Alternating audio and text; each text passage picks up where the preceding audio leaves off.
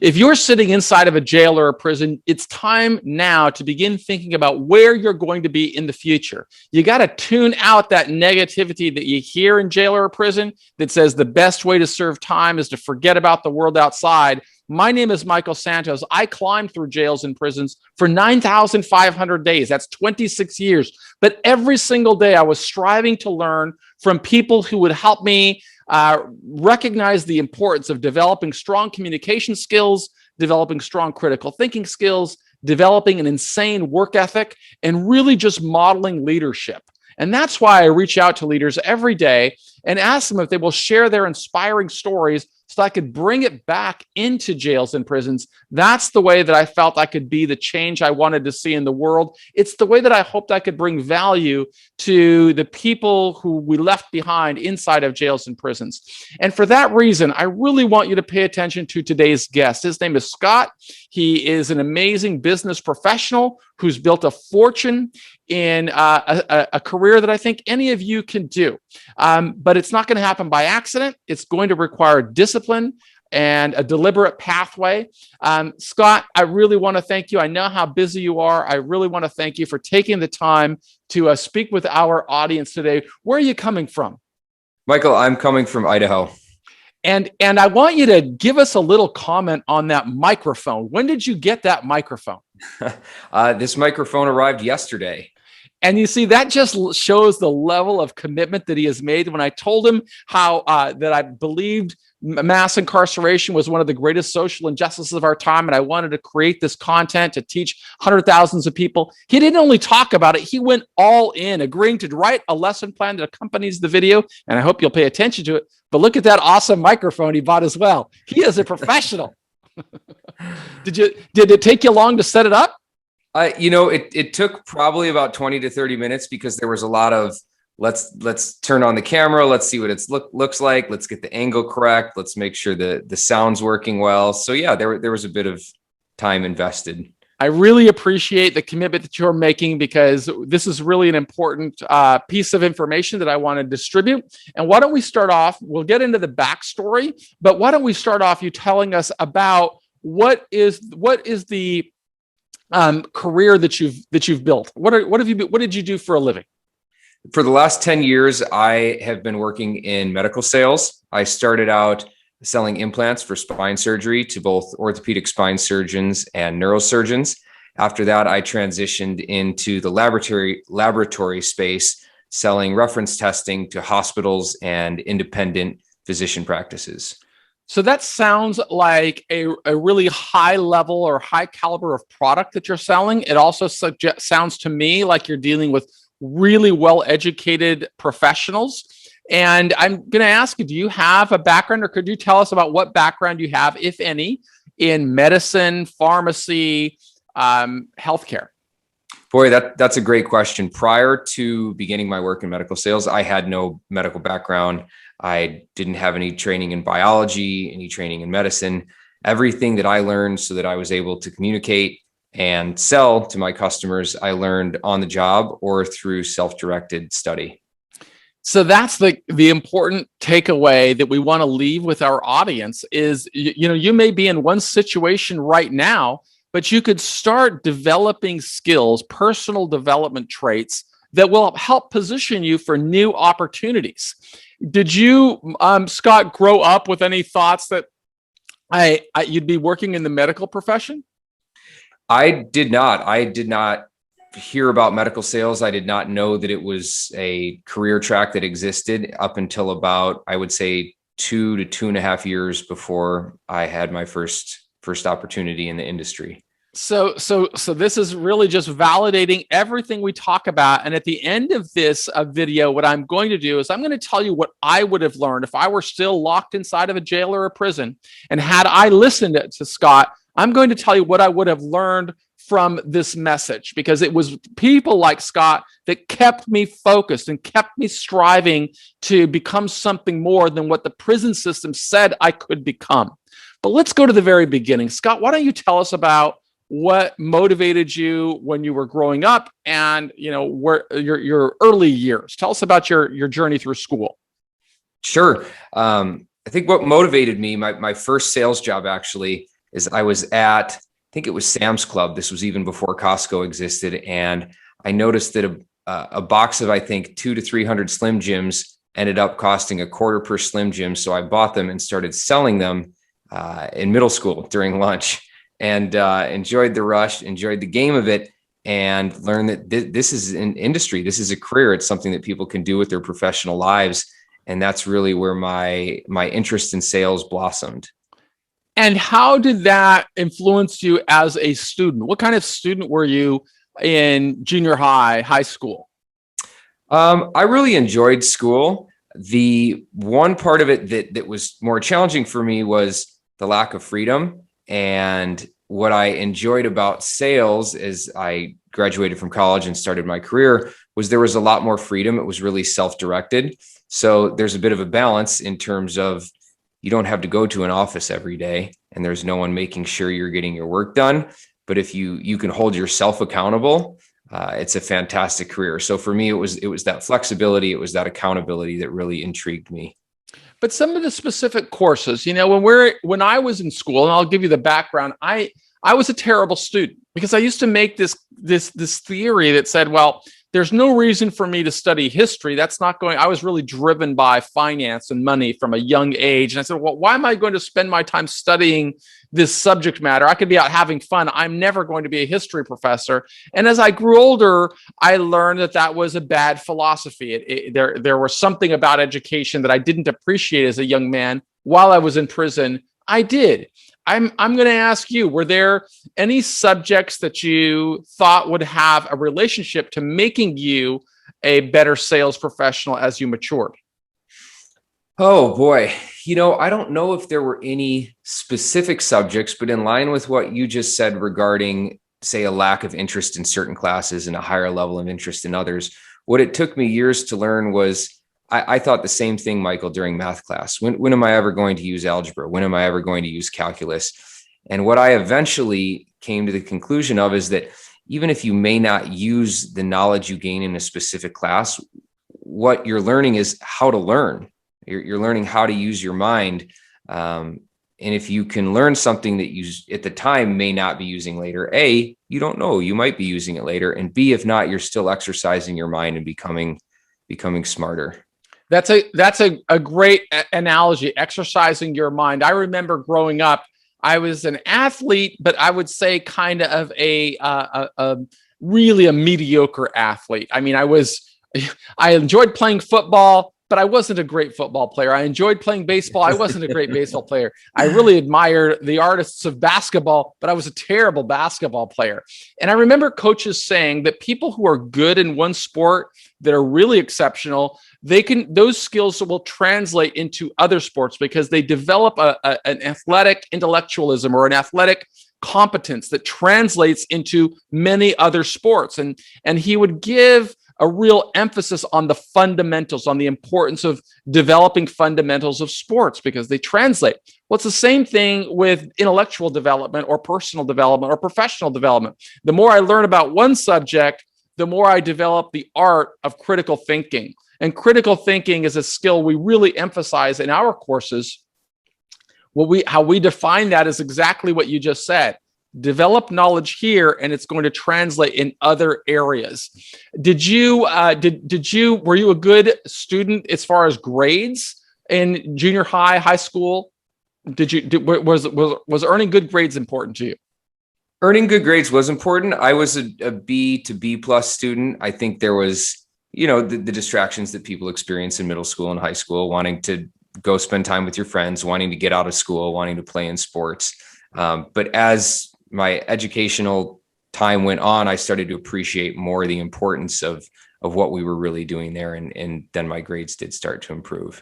How about the influences around you? Could you tell us about some of the role models that inspired you and inspired your early career? Regarding education, it's interesting when you see a fellow classmate that you thought maybe wouldn't be excelling, getting A's or A pluses. It kind of makes you want to kick it into high gear and say, well, hey, if that person over there can do it, why can't I get 100% on this test? I think it sounds perfectly reasonable.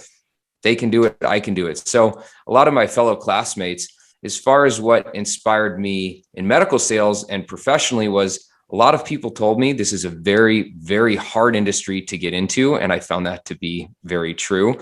But I like the challenge of it. And again, it was that same mindset, but just later in life. If these people can do it, if this person over here or that person over there can get into medical sales, why can't I? And that's when a lot more of the self-directed learning and progress and pushing myself came into play and helped get me into the industry.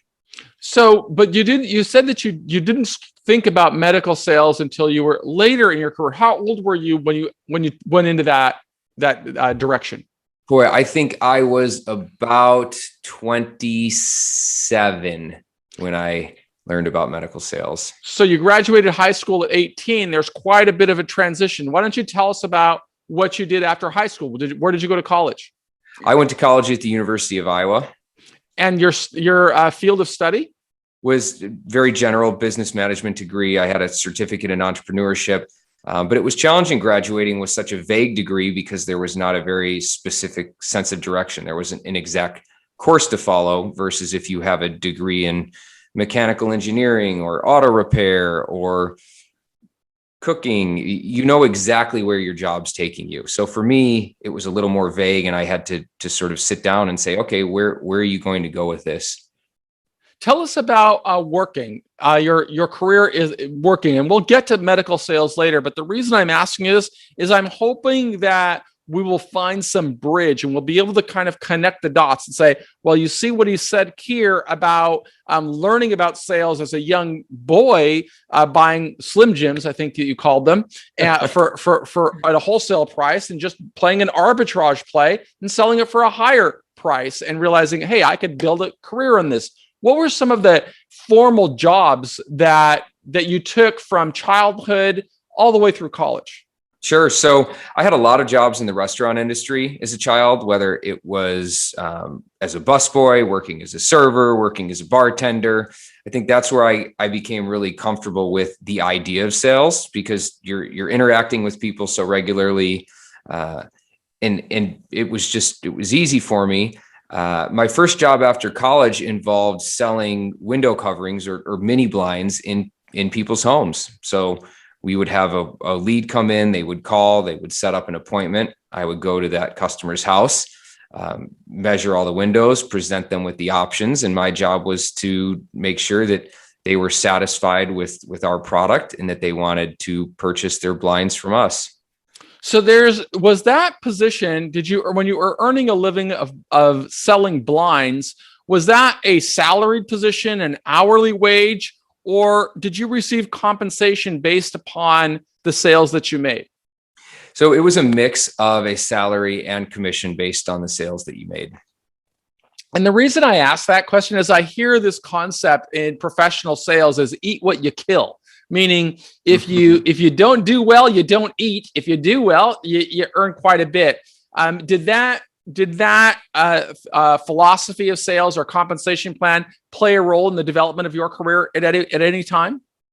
It did. That exact concept played a direct role in my career as eventually I transitioned into a 100% commission-based sales role, which is nerve-wracking. I think that 99% of the population doesn't want to touch that. And I completely understand why, because it is a nauseating feeling when you go to work and you work hard all day.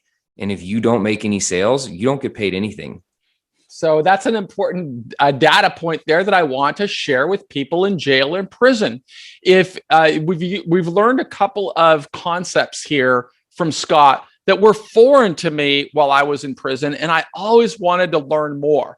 I heard him use a couple of terms in this blinds. He'd get a lead, and then he would go into a person's home or a business. He would use a measuring rod or something to measure the size of blinds. And what does that tell us, or what would that have spoken to me about while I was going through that journey is, well, I have to have some role maybe in getting a lead. And what would it require? What are the building blocks to get a lead? Two, I would have to have some level of math skills. Earlier, he said he didn't appreciate the importance of algebra, but when you're doing measurements and you are trying to assess how much material I'm going to use, algebra might be a pretty good skill to get. When you're going through the GED book and you're doing those word problems, and say, well, this is nerve-wracking, but in real life, it has applications that help you become more successful. And of course, the combination of critical thinking skills and English work together when you realize I'm going to be more successful if I can become more persuasive. And what makes a person more persuasive is a person's intellectual athleticism, so to speak, and using language, putting words into sentences, sentences into paragraphs. If you invest the time to learn, you become more fluent, and that really advances the ball. That's what I learned while I was in prison, and I learned it from people like Scott. So I hope you're learning the same thing. Scott, I'd like you to drill down a little bit on that concept of what a lead is, because I later I suspect you had a role in getting those leads. But when you were working in that blind business, could you tell us a little bit about how a business would go about attracting a lead? And first of all, what is a lead? Those are some great questions, Michael. A lead is someone who wants to meet with you, who is willing to potentially be sold, who is willing to potentially buy, who wants to hear your sales pitch. And without any leads, a salesperson doesn't have anyone to sell. So how does a person get a lead? Well, there's a few ways. In some commission sales roles, the leads are given to you, and what they're not given to, somebody has to go get it. True. They're given to you. Like my wife just brought me a cup of coffee. She gave me a cup of coffee, but it didn't happen by accident. Somebody had to grind the beans. Somebody had to clean out the pot. Somebody had to put the water in. There's a lot of little steps that went in to me just saying, Carol, bring me a cup of coffee. And lucky I have it. How does somebody get the lead? Well, the way with the blinds company that we got the leads is they would advertise on the radio. They would do commercials. They would send out flyers. At times, as sales reps, they would ask us to go into a neighborhood where there was new construction and simply go knock on doors and tell people, this is what we do. I noticed you have a new home. Are you interested in buying any blinds? So there was a balance of we could go out and find our own leads, or through various advertisement, leads would come in. Potential customers would call our home office and ask to set up an appointment, at which point one of those leads was then given to us as the sales representative. Okay. Lots of lessons right there. If I'm in jail or if I'm in prison, I might not be able to go knock on doors and say, do you want to buy some blinds? But what I can do is figure out what are the building blocks that I am going to need. Because if I'm going to get a lead, I could say, let me pick up a phone book or something like that with a bunch of numbers and just pick one and say, well, that's a lead. There's a name and a number, and I could call them. Okay. But probably not as effective as getting a qualified lead. And a qualified lead is something that I'm going to ask Scott. How would you define a qualified lead? So I would separate that into a cold lead versus a warm lead. And a warm lead is a qualified one. A warm lead. Great. Wait, so you said cold, warm. Is there also such a thing as a hot lead? That is a good point. We'll add in a hot lead as well. Great. So I'd love it if you would help our audience understand the nuances of a cold lead, a warm lead, and a hot lead. Can do. A cold lead is someone who has really no idea what you're selling or maybe why you're even there speaking to them until you open your mouth and start talking. So that would be the analogy. Is that the analogy? And I have a habit of interrupting. I mean, that's just something I learned in prison. Forgive me. So a cold lead is the analogy of I pick up the phone book and I find a name. Is that correct? That's correct. Could be anybody. I might be calling my grandmother and ask if she wants to buy athletic cleats. Probably not a good lead. Perfect analogy. Okay. But on the other hand, there may be something that might make my grandmother a warm lead. What's a warm lead? A warm lead is a potential customer or a prospect who has an interest in what you're doing. In my case, it was someone who knew that I was selling blinds, owned the home, and showed some semblance of interest in potentially making a purchase. Analogy again, using my 100-year-old grandmother, is I know that she um, gets medicine, and I might be a pharmacist and reach out and say, we have an offering of these types of medications and a discount for anybody that's over 75 years old. Would that be a warm lead? Perfect analogy. She's qualified. She is taking medication. She's over 75 years old. So she seems like a great potential customer for that pharmacist. Okay. So that's a warm lead. And a hot lead? A hot lead is they are ready to buy. They want to buy. A good description of a hot lead in terms of selling blinds is someone who just bought a new house, has family coming into town in a week or two, has no window coverings at all, and is calling you saying, how soon can you get here? I need to buy blinds. Exactly. Or perhaps a person went onto a Google search engine and started typing in, where can I find blinds? And that person then fills out an information and maybe even gives the dimensions of the window. Sure. So I like it. Sounds like a great customer. so exactly. But what we have to be able to do and I'm not a professional salesperson. I just work all the time. But if I am thinking about that, I've got to be thinking about how is my language going to communicate differently to each one of those potential leads. If I can master that, Scott, how does that influence my career trajectory? Oh, it's a fantastic influence. And you hit on a real key point there is you need to learn how to communicate with each potential customer and specifically, what is their reason for buying? In the last analogy I used, the person did not have any window coverings over their home. But for someone else, it could be, I want a mini blind that's blue and you're the only person in town selling it. So they don't mind about all the other things. So really finding out what is the value to your specific customer and what is their reason for buying, not the reason you think they should buy. Let them tell you why they want to buy and what they want to buy.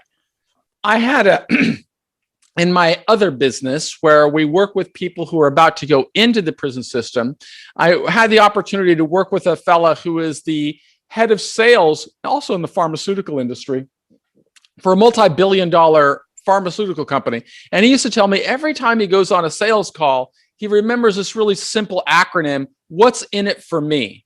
And whenever he's communicating with a potential prospect, and I'm going to ask you about a prospect, he would always think, how am I going to communicate the response of that person's question? What's in it for me? And to the extent that he could succeed in helping the person see that or understand that, he would accelerate his prospects for success. But how do we define what a prospect is? And how do we identify them? Sure. So a prospect is one of your leads. I would define a prospect as someone who's qualified to make a purchase. So is a warm or is a hot lead. To me, a cold lead is not a prospect. So yeah, pretty much a prospect is someone who's willing to meet with you and is qualified to make a purchase of whatever it is you are selling. And so tell us about your evolution then. You went through college, you build a career selling blinds, earning a living, combination of getting some money every week, but it's really probably not moving the needle. What you really want to do is bring those sales in and earn a commission. What is the commission schedule generally in a career like blind sales? I would say it's pretty minor. You're more salaried than you are commissioned. So while there's an internal drive to succeed and to be a good employee, there's not as much of a reward for when you do make sales as in a 100% commission role. And so it would seem that somebody who is more motivated by security and stability may want that level of job, whereas somebody who's more aggressive may say, I'm going to invest in myself. I believe I'm great at what I do. I want to go out and succeed based on my contribution to the success of the company. Are those two, is that a fair assessment? That's a very fair assessment. And I do not fault anyone for whichever side of the aisle they fall on in regards to that. Having more security, fantastic. Wanting more opportunity and willing to take a risk and work harder for that, that's perfectly fine as well. And I would backtrack on that in one of Scott's lessons earlier when he spoke about the trajectory of his career in college. He'd mentioned some more, I guess, call them really targeted educational tracks, such as cooking, engineering, architecture, maybe, that is very specific. If you study this track, you know what you're going to get. You know the career you're moving in. Whereas Scott pursued an entrepreneurial track, and that entrepreneurial track may have said, I'm more comfortable with a level of risk.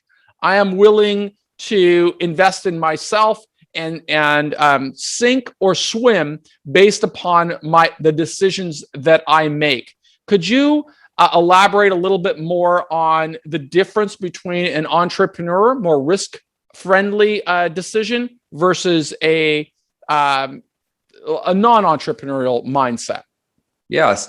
I think an entrepreneurial mindset is one where someone wants to take control of their own future. They want to take the reins, but they understand nothing in life is guaranteed.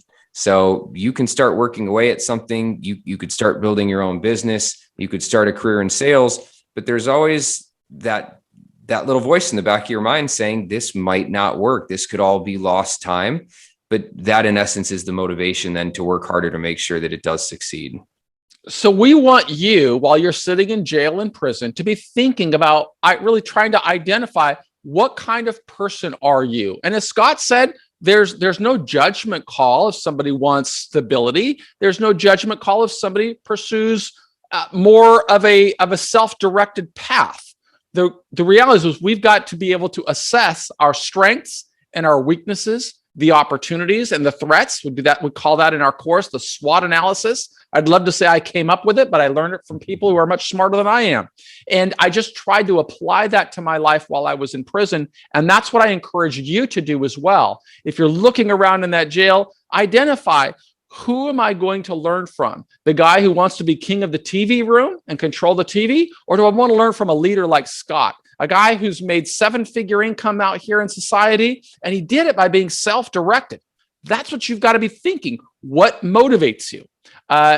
What's the job market going to look like? I can tell you, in this era that's not always friendly to formerly incarcerated people, not always friendly to people that come from a background that may look different from the marketplace. Well, how are we going to overcome that? I'll ask Scott a question before we transition into that medical sales career. Did you come a time in your life where you ever had to hire and train salespeople? Oh, yeah, it's a challenge. I wasn't in charge of hiring, but I was in charge of training, and being such an esoteric position, there's never the perfect sales call, right? Versus if you're building a home, someone can come up and look at it afterwards and say, yes, you framed that out perfectly. The electrical is right. It passed the permit. The plumbing is right. But with sales, when you're training someone, we can't prove in any given instance that we're going to be perfect at selling, because the customer's always changing. If that analogy makes sense of the house building versus selling. It makes complete sense, because there is an objective versus a subjective pathway here, right? If I'm working as a mechanic, there is an objective, an absolutely perfect way to tune a carburetor. Okay, you've got real tests, you've got in mechanical diagnostic tests. Does it come across this way at the meter? It's working fine. If it doesn't come across the way at the meter, it's not working fine. Sales or persuasion is really all of the tools that I can develop and use at my disposal. My body language, the inflection of my voice, the stories that I tell, my ability to respond as soon as possible. You'll notice when I'm talking with Scott, as he's speaking, my mind's going, trying to say, okay, what am I going to ask him next, right? That is not possible to do if you don't develop strong critical thinking skills, if you don't invest a lot of time to develop your vocabulary. And that's why these lessons that are a part of this course are so relevant. We want you to see the connection between where you are right now and where you're going to be 5 years from now, and how every decision kind of helps you connect the dots and advance you a little bit closer. Were there lessons that you learned while on the job buying and selling Slim Jims, and buying and working for a blind company, and then working for in other sales professions, that translated from one to the other? They said, wow, I learned these things here. They made me more flexible here, and they helped me succeed at a higher level here. Could you give us some of those incremental stages of growth in your career? Sure. I don't know how many career lessons I learned selling the Slim Jims in middle school, other than my teachers didn't like me selling them during classroom hours. But with the window coverings, what I learned was that sales is a long-term strategy game. You just can't judge yourself on every loss, on every hit you take. And just like life, you're going to get knocked down, but you need to keep showing up every day. If you have 10 people give the exact same sales pitch to 10 different customers, 5 may make a sale and 5 may not. But the one thing they can all control is showing up tomorrow and making more sales calls, and then showing up the week after that, and just to keep going and not give up. Well, I'm going to backtrack on that Slim Jim education, because I really believe it had enormous value. And I'm going to suggest why. A lot of the people in jails and prisons are there because they did that same type of arbitrage play. They saw a product in one market and they bought it, and they sold it in another market, or divided it up into different quantities and sold it at a higher price. Unfortunately, the product they were selling violated the Controlled Substances Act. And so they're serving time in prison, getting free room and board. So my question is, for anybody who is in there, including yours truly, who served quite a bit of time in there, I would always reflect on the lessons I learned along the way. What Scott did learn from that Slim Jim process, that he did mention it earlier, is that there is a career track here. I like to quote a sales professional or motivational leader named Zig Ziglar, who used to say, if you can help other people get what they want, you can get everything you want. And that is really a fact of life and a fact of professional sales. You eventually left the blind company, left college. Where did your career take you after that? I ended up working in the solar industry for a while, both selling and installing solar systems. And how long did that job keep you busy? That was another couple of years. Like any product you sell, solar had its upsides, but it had its challenges and its downsides. And I really had a drive to get more into business to business sales. And eventually that's when the transition to medical sales happened. And tell us a little bit about the difference, those two different, what we call in business, vertical markets, business to consumer and business to business. Could you help us understand each of those sectors and the advantages of one and maybe the disadvantages of one, or compare and contrast them? So business to consumer sales is a little bit, I would say, easier, maybe even cleaner would be the word, in terms of if I'm selling and the consumer's looking to buy, they can write a check, they can give a credit card, and the purchase process is very, very straightforward. Business to business sales is more complex. There's more stakeholders, there's more red tape, there's more approvals, there's more liability for poor decisions made for a company. So that type of sales, you have a longer sales cycle. You have more people who need to be sold, who want to buy your product, and you need more patience to make it through that.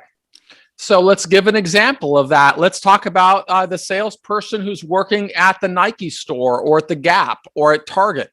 What skill set does that person have that, or could that person develop to advance or accelerate success? What skills would you say are the basic skills somebody needs to succeed in business to consumer sales? And I would say you've done it in a few times. Slim Jim was one. I heard you talk about being a busboy and a server, and in some way that's you're dealing with a consumer. And then, of course, with homeowners. Tell us about the building blocks or the skills that somebody needs to exceed as a business to consumer sales professional. I would say one of the best things that sales professionals can do is listen. We all think that sales is all about talking and that you need to be selling. But if you listen to what your customer wants, they will tell you what they want. And along those lines, people don't like to be sold, but they love to buy. So in the analogy you gave me with the person selling Nike shoes, someone could walk in the store and you could say, let me tell you about these Nike shoes and why they're so wonderful. And they do this and this and that. And they're going to change your whole life. Instead, let that person tell you what brought them in today, what they're looking for in shoes, and then find a shoe that works well for them, and they'll want to buy it. That's really good advice. I know when I go into a store and the person comes over and starts talking to me, I'm sometimes turned off by that. I know I just want to look at what I want, and then if I have a question, I'm going to ask the question. So it's more of an intentional buy.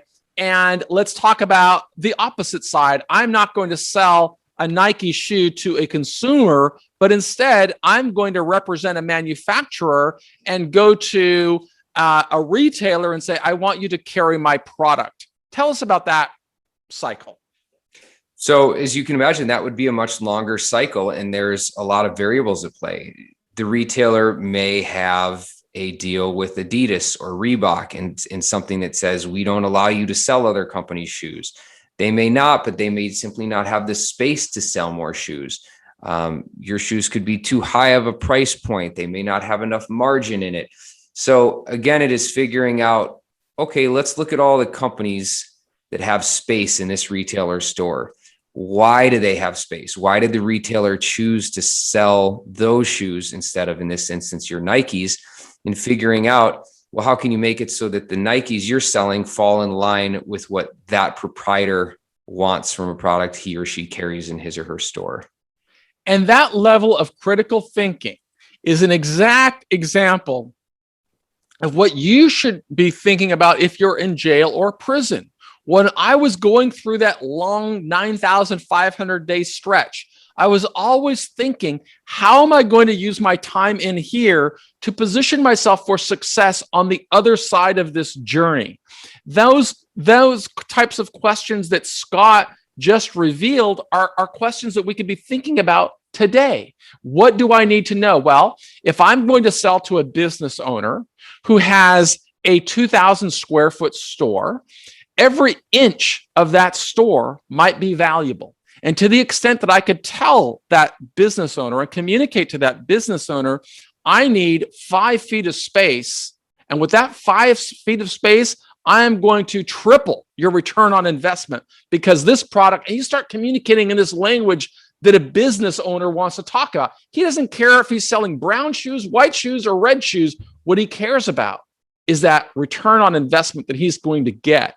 And to the extent that you can communicate that in different analogies and be thinking, what's in it for me? That's when you start really advancing the ball. And I had to learn that while I was in prison, just like you do if you're going through this course. You're going to have to learn how to develop your own leads. You're going to have to learn how to close your own deals. You're going to have to learn how to create your own product at a lot of times. And we learn that by listening to professionals like Scott.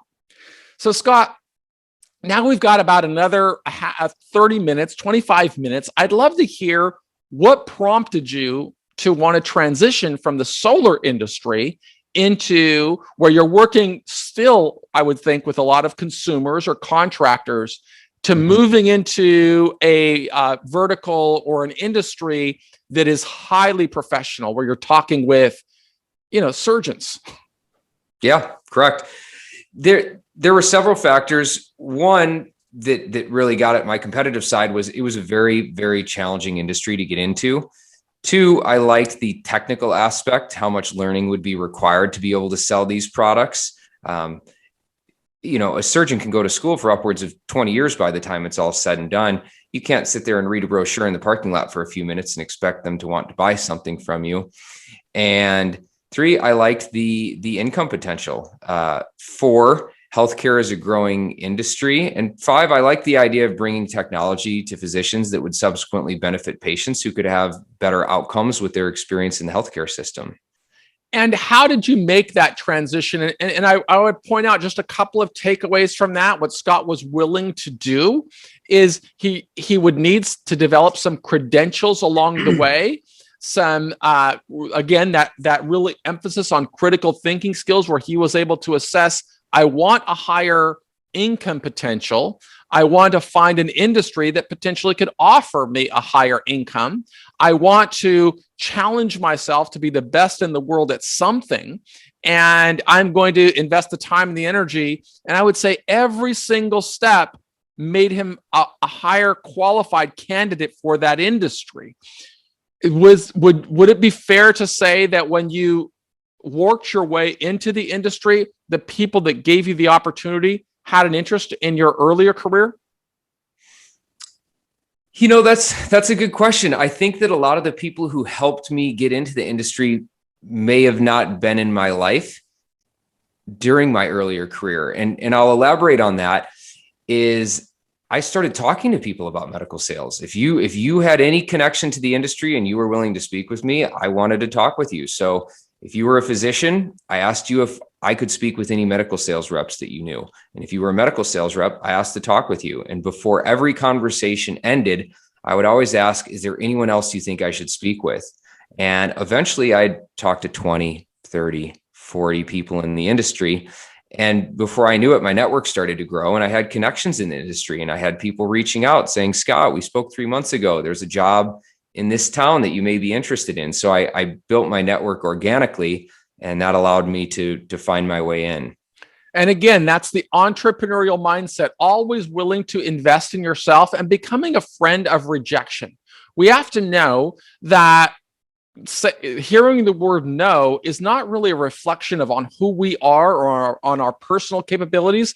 The person may not be ready, but that doesn't mean an individual is going to give up. A guy like Scott, who goes on to achieve high levels of success, becomes a friend of rejection and understanding I'm just going to keep nurturing these contacts, nurturing these leads, demonstrating I am more worthy of the opportunity. And when that opportunity presents itself, we're in the pathway of success. Where was your first opportunity to transition from the construction sector to medical industry? It was straight from the construction sector into selling implants, instrumentation, and biologics for spine surgery. And how did that happen? Where did you go and what did you do? It was through networking. Eventually, someone told me about a 2-week course, believe it or not, that was a deep dive into medical sales and spinal pathology. And I drove out to Colorado. I took this course. I invested in myself. Can I ask you how much you had to invest in the course? The course was $4,000. And at the time, that was really hard for me to stomach. So it was a $4,000 course, but was that all? Did you also have to eat while you were going through that course and live and sleep? I had to eat. I had to find a place to sleep. So the entire 2 weeks ended up costing quite a bit, but it just drove home further for me that I'm committed to this and I need to keep working my way through it until I find a position in this industry.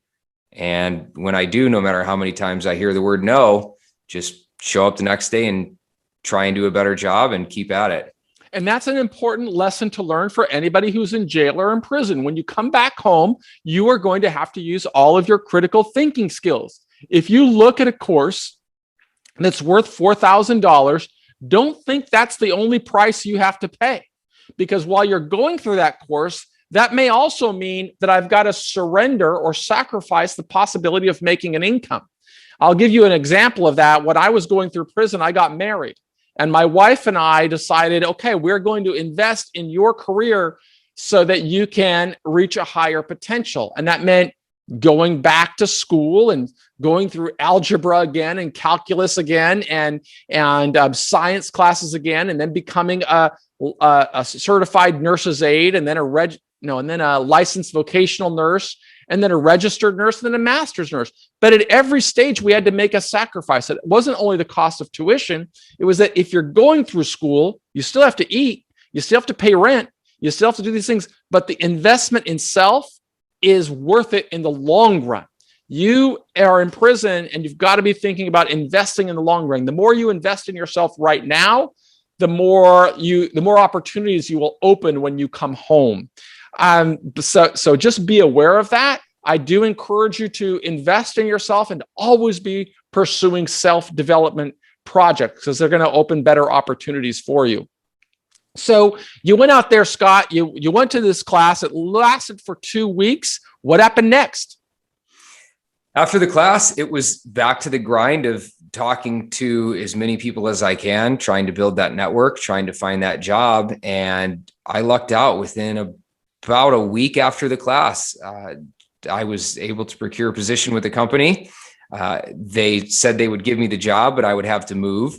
And I took them up on it. And did that job offer you a salary? It did. It was a small salary and it was highly rewarded with commission. So that prospects for success has kind of an inverse relationship. You said it had a much higher incentive for commissions. Could you break that down for somebody who's thinking about what kind of career do I want to go and how do I make that decision with regard to the pathway I put my in? What type of sales do I want to pursue? Describe it for us in contrast with the commission schedule for the blind company, for example. Sure. It's really kind of the proof is in the pudding, right? These companies like to hire you with a low salary and a high commission base because then there's less risk for them. So more reward for the salesperson, less risk for the company. Everyone's happy that way as long as the salesperson can sell. What's the commission schedule? How does it work? Gosh, that was about 10 years ago. Just give us an example. Go on. What does it look like? Like, what can I count on and what is my upside potential? And the reason I'm asking is I want to help somebody understand the risk reward ratios in decisions in life. I believe, particularly as somebody who did, I have always considered myself unemployable. Nobody's going to hire a guy that did 26 years in prison. I don't cry about it. It's just life. Okay. I'm 57 years old and I was in prison for 26 years. So I knew that I would always have to create my own opportunities and I would always have to assess, am I doing something that can provide me with the life that I want to lead, the car that I want to drive, the home in which I want to live? Am I making decisions that will give me the result that I want? And you can help me communicate that message by giving some real numbers if it's okay. And remember, we're trying to teach and inspire people who didn't have the role models that really influenced you to grow and be the best in the world at what you do. You are that role model to those people. What do commission schedules look like and compensation plans look like? So they would start you out with a base salary of $50,000 per year, but that was slowly decreasing. And I understand why they did that. That was kind of the carrot out in front of your face, getting you to work harder, knowing that here's something to get you going. We understand someone's not going to make sales on day one. But that slowly decreased while depending on how much you were able to sell in a given month. If it got above, say, $10,000 in sales, then above 20, then 50, or above even $100,000 a month in sales, the percentage that you would make in commission went up each tier higher that you got. So people were really driven once they were doing well to do even better. So a company would hire a professional salesperson with a $50,000 salary annual, which is roughly let's just really quickly, that's like $1,000 a week, more or less. Mm-hmm. And you got to kind of do the math on $1,000 a week. $1,000 a week after taxes and all these other things, you really only are probably taking home $700 a week, called $650, $700 a week. Lots going to the government, lots going to your retirement plans and things of that sort. So you walk out with $650 a week, which isn't bad, but what's the carrot that goes with that? Like on a commission schedule, what would that be? In terms of how much were people making in commission? Percentage of sales. If I know I'm making roughly $650, but I know that if I succeed in this area, my sales increase by what? If you could give us a real example. If I sold, you just use the number 10,000. I don't know if that's a typical number or what it is. How would an organization measure that? So say that you sold less than $25,000 in a month, they may give you somewhere between 5 to 8% of the sales. Is it 5 to 8% of the gross invoice, or is it 5 to 8% of some other factor? It is 5 to 8% of the gross invoice. So if you invoice somebody $25,000 and that person paid the $25,000 invoice, you could count on saying, wow, I just made, well, if it was 5%, $1,250, another $1,250. Correct. Where it starts to get motivating is when you see the more experienced sales representatives selling $100,000 a month in sales. And you go, I can't believe those people get to make 10, 15, 20% of what they bring in. And is that what they would make as they grow to that higher level? That is. And if someone was on a 100% commission only plan, sometimes that number will get up to 30%. Of the gross sales. Correct. And so if you want to become an exceptionally successful sales professional, you've got to develop all the tools of the profession. And those tools would be very helpful to us, Scott, if you just help somebody in jail or prison understand what tools do you have in your toolbox to be a professional salesman. I think the biggest tool in your toolbox you can have, and it's something you touched on earlier, in terms of your wife going from a CNA to an LPN to an RN to a master's degree in nursing, is the concept of delayed gratification and doing something today that you will thank yourself for tomorrow or in the future. Because sales, much like life, is a really long-term strategy game, and it can be tempting to do something to go, how can I make a sale today? How can I make a sale right now? I want that big commission. Instead, what can you do today so that in the weeks, months, years, and decades in the future, you're making those kind of sales consistently and setting yourself up for a really great life? So taking a long-term, investing in yourself, patient-centered approach to the whole industry.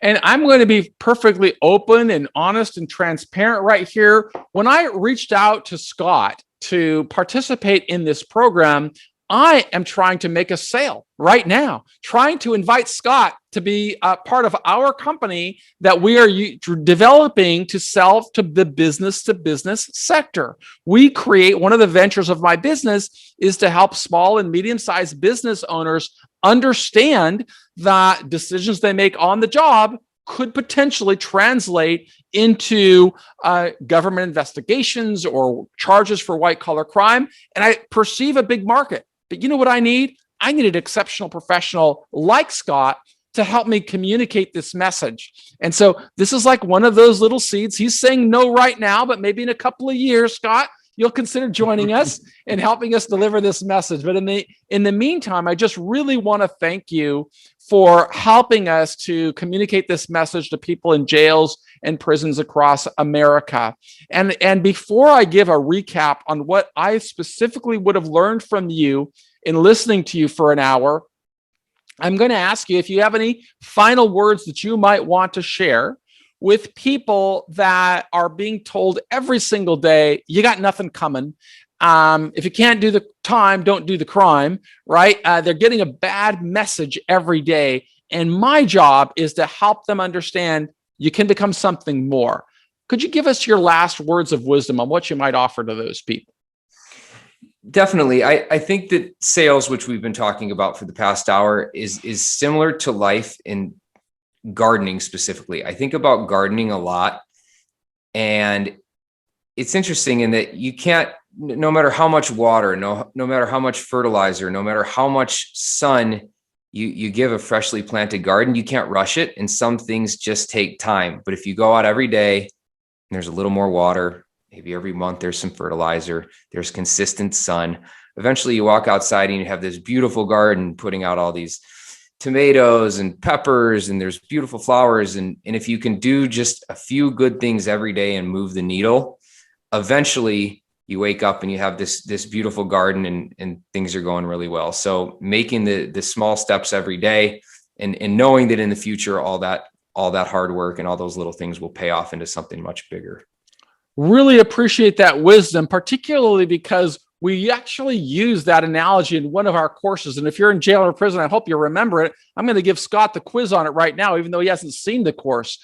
You'd mentioned that when you're building a garden, you plant a seed and you nurture it and you spread fertilizer on it. And could you help our audience understand What is fertilizer generally? Most fertilizers are nitrogen, potassium, or phosphorus, but they're the nutrients that the seed and subsequently the plant need to grow. It's food. Is ever fertilizer also commonly used as manure or livestock manure or something? Do they ever use that as fertilizer as well? Yes, that's correct. They use livestock manure as fertilizer. And there's another word for manure, but we're not going to use it because I know that people in jail and prison don't use profanity. But it starts with an S and it ends with a T, and you guys can fill in the letters in the middle. But so the seed then has to go through a lot of manure. Then is that right before it becomes this fruit-bearing plant? It's ironic and very true. In essence, the manure is almost good for the seed. Well, actually, it is. And so if you're in jail or prison, just anticipate that you're going through your own manure and just go through the manure and develop yourself, and you will develop into something far more successful. I'm going to give a quick recap right now on our course, and with hopes that you are understanding, yes, you're in tough times right now, but when we listen and learn to professionals like Scott, who are just so generous to come into these, participate in these courses, I just hope you get the full value out of these courses, as I would have. And how does this relate to your course? Number one, define success. The sooner that you can define what success looks like in your life, the better you are going to position yourself to take the next step. When he was just a child, Scott spoke with us about identifying sales as being an area that he wanted to develop in. Two, develop really good goals. Make sure that those goals are advancing your prospects for what you want to become. He took jobs in sales, whether it was a server and learning how to communicate with customers, whether it was selling blinds or whether it was selling solar panels or whether it was selling to surgeons. Three, make sure that you have the right attitude. One thing that we can see in Scott is he's cheerful. He's got a great smile. He sounds confident. He's inspiring. And think about how you are developing those traits. If you're trying to be somebody who instills fear in others in jail or prison, you're probably not going to inspire a lot of confidence with the people that you want to buy from you. They don't want to be sold to, they want to buy from you. And that's number four. The next module in our course is you've got to see yourself as being more successful than you are right now. Scott was always advancing his career. That's what we learned from him. He said, I wanted to find a bigger market, a more challenging market. And he would see himself and he was willing to invest himself, which is the fifth module. Make sure that you are taking action. You are not talking about wanting to be successful. You're truly doing it. Six, you've got to hold yourself accountable. We heard him say, even in his profession, he'd start off with a salary and then he'd break it down. And he said, I want to do better. And I have to hit specific targets in order to do better. So hold yourself accountable. Seven, you've got to be aware. You can't go through life with your head in the sand. You got to know, where do I have to sow seeds of personal development? How do I get there? And then simultaneously, you're going to make the world aware of you. We heard Scott talk about that. He understood the marketplace. He nurtured his contacts. He developed them. They said no. When an opportunity came, they called him and he was able to work his way into an opportunity. Eight, you've got to be authentic. You can't be somebody who talks about it. You've got to be somebody who really pursues this path in a deliberate manner that is documented. You create your own tools, tactics, and resources. You invest in yourself. He invested in himself, and it made all the difference in the world. Number 9, you got to celebrate achievements, the small achievements. Today, it might be watching this interview and then completing the lesson that Scott took the time to develop. And 5, finally, you got to be showing your appreciation for the blessings that come your way. Scott is generous to spend time with us. When I reached out to him and invited him to participate and share his story with people in jail and prison, he didn't only generously give us many hours of his time, because it's not just doing the video, it's also writing the course. He spent his own money and bought that awesome microphone. So if I could ask to give him a round of applause, I would say, Scott, thanks so much for being a part of our community. You are the change that we want to see in the world, and we're very grateful to you. Well, thank you, Michael, and thank you for having me on. I really enjoyed it. And I'm going to continue trying to make this sale of having you join our team.